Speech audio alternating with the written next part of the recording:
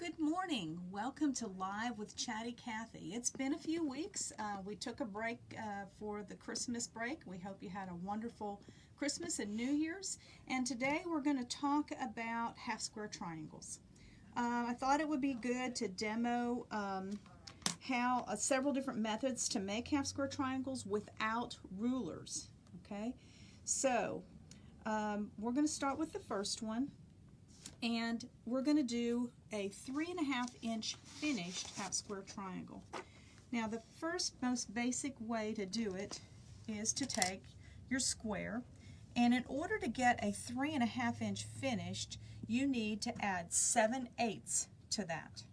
So that would be 4 3/8. Now if you are not good at using your ruler, if you have a little bit of difficulty with your eyesight, then I would go ahead and round it up to 4.5, and then you can always square it up when you're finished. Now the first method is basically just to take your fabric, cut it diagonally, and then stitch it together, and then you're going to end up with your half square triangle. One thing, when you're working like that on a bias, you're going to have to be careful of stretching.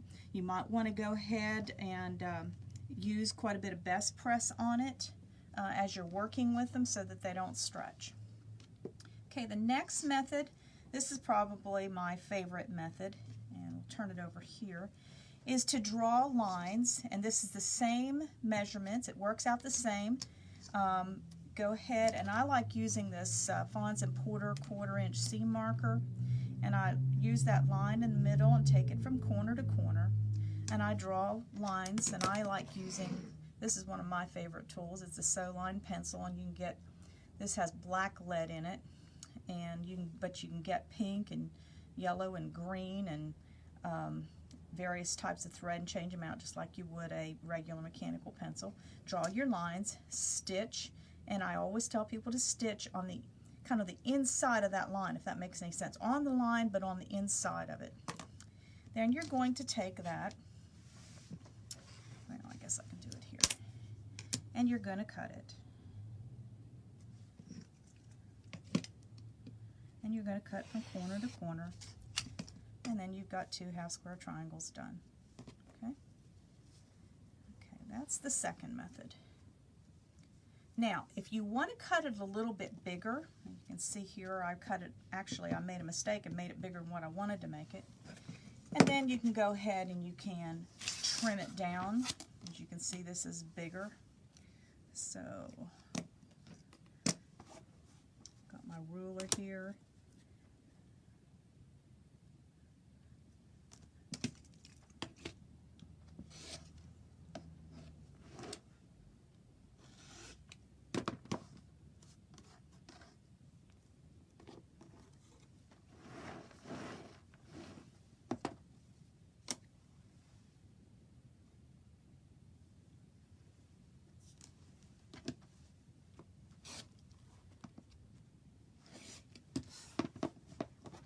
And there you have it. So that's another way you can do it. You can cut them a little bit larger if you don't like the idea of using 8s to measure.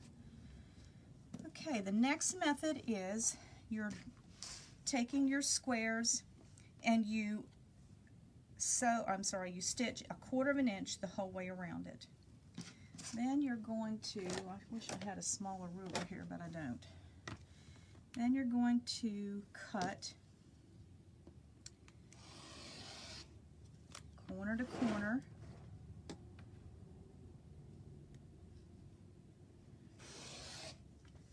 and that gives you 4 half square triangles. Now once again, all these are on the bias and it's going to be stretchy, so you need to be very, very cautious if you use this method. Okay, so there's my 4. Okay. This method, you get 8. So if you have a lot that you're needing of the same fabrics, this might be a method to do it. The only thing I would be careful of is, you know, every pattern designer, if you're using your pattern, has a favorite method. So you just need to make sure that your fabric you have an adequate enough fabric if you're going to change the method in which, I'm sorry, I can't talk and do two things at the same time. If you're going to change the method in which you're going to do them.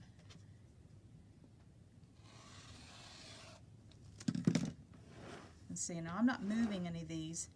I want to keep them nice and, at least I'm trying not to move them, nice and straight.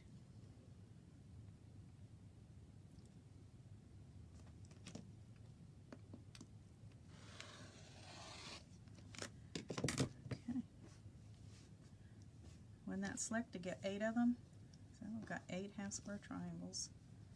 There's also a method in which you can use strips and take your ruler, and let's say you wanted to do a 3.5 inch finished. You can kind of lay your ruler and you take your strips and you sew it together, and then you go ahead and you lay your ruler and mark that at 3.5, and you go up and down, and then you flip your ruler this way and go up and down. I forgot about that one until just now, or I would have made a demo of it. And then, of course, you can use papers, like we like the spinning star papers, because then they're all squared up. You don't have to worry about the accuracy.